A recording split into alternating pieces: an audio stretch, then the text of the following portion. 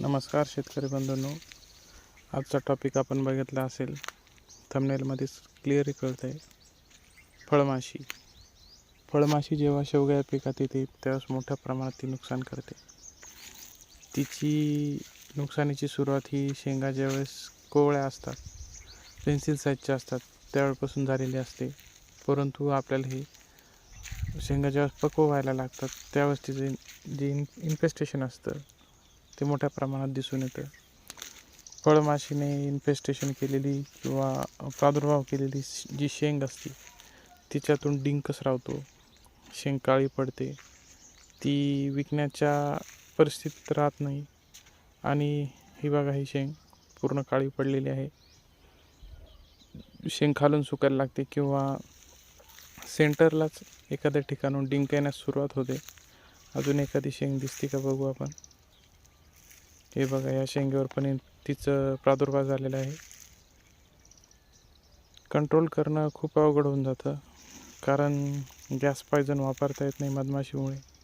आणि फळमाशीसाठी जे औषधं आहेत सिंथेटिक पॅराथ्रॉइडमधली, तेही मधमाशीला अजिबात चालत नाही.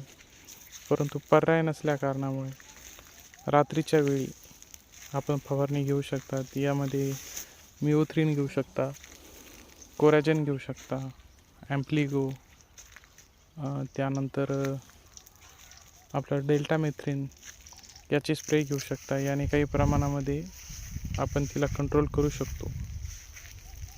तिला कंट्रोल करणं खूप गरजेचं होऊन जातं, कारण ते जर तिचा प्रादुर्भाव वाढत गेला तर 50 ते 80% ती नुकसान करू शकते.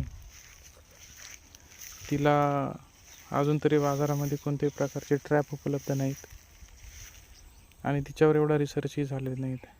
ही आपली मधमाशीची पेटी, तिचाही यावर्षी काही उपयोग झाला नाही, परंतु मधमाशी सांभाळणं खूप गरजेचं आहे. म्हणून स्प्रे करताना शक्यतो संध्याकाळी करावा. प्रादुर्भावग्रस्त झालेल्या सर्व शेंगा काढून टाकाव्या, बांधाच्या बाहेर नेऊन त्यांना जाळून टाकाव्या किंवा जमिनीत पुरून द्याव्या. त्याच्यामुळे पुढील जे इन्फेक्शन असतं ते कमी होऊ शकतं आणि आपला माल चांगला निघू शकतो. ही काळजी प्रत्येक शेतकऱ्यांनी घ्यावी, तरच आत्ताच्या बाजारभावानुसार 2 पैसे घडू शकतील. नाहीतर या वर्षीचा शेवगा हा फक्त खर्च काढण्यापुरताच मर्यादित राहिलेला आहे, कारण वातावरण आणि मधमाशी या दोघांनी यावर्षी साथ दिलेली नाही.